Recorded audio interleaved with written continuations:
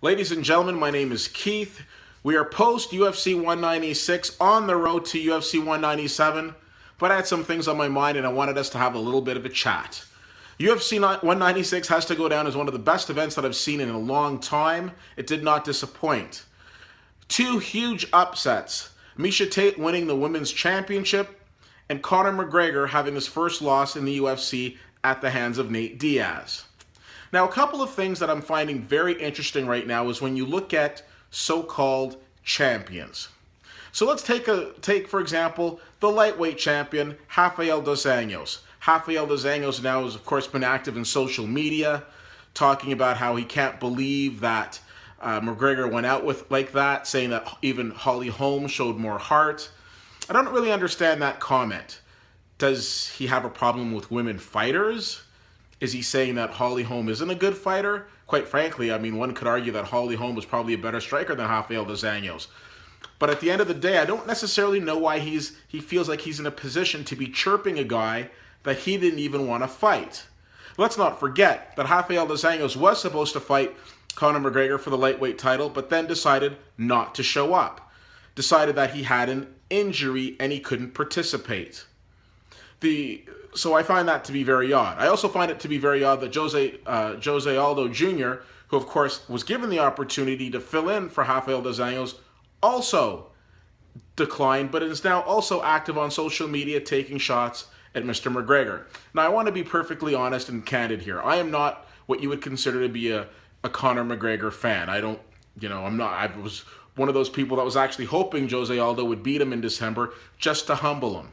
I will say that while I'm not a huge Conor McGregor fan, I do have a lot of respect for Conor McGregor, and I will tell you why.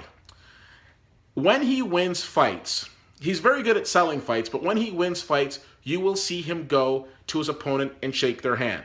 With the Dennis Siver fight, he tried to shake hands before. Dennis Siver refused, which I think is one of the most classless things you can do as a human being, refusing to shake somebody's hand, and Conor flipped him off, and in my opinion, rightfully so.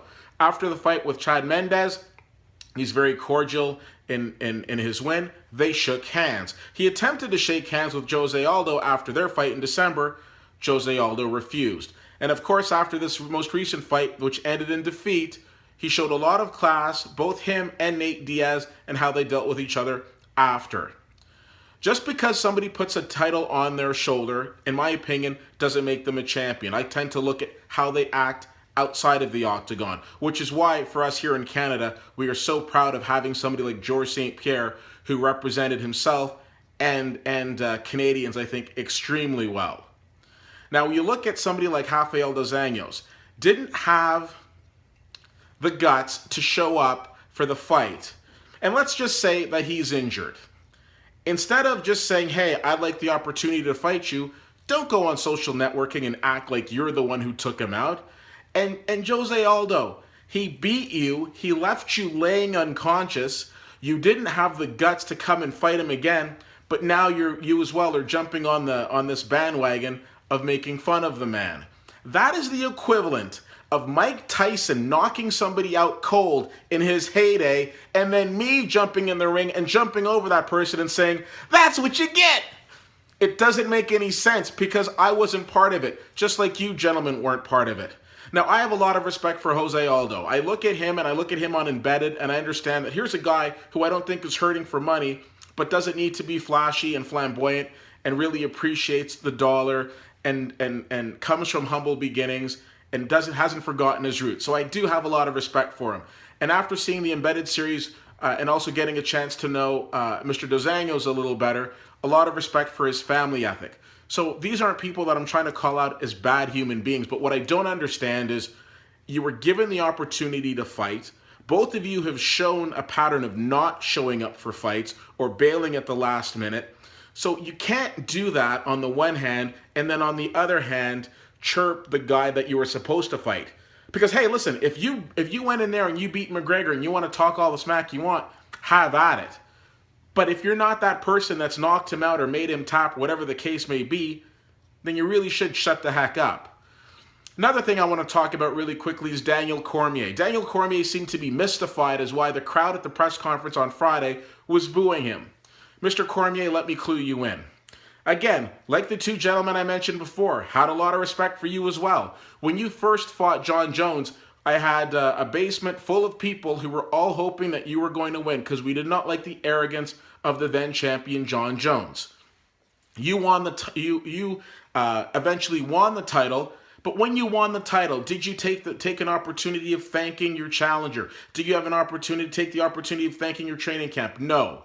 Your quote, Jon Jones, get your shit together. Your first act as champion is to take shots at a guy with substance abuse issues.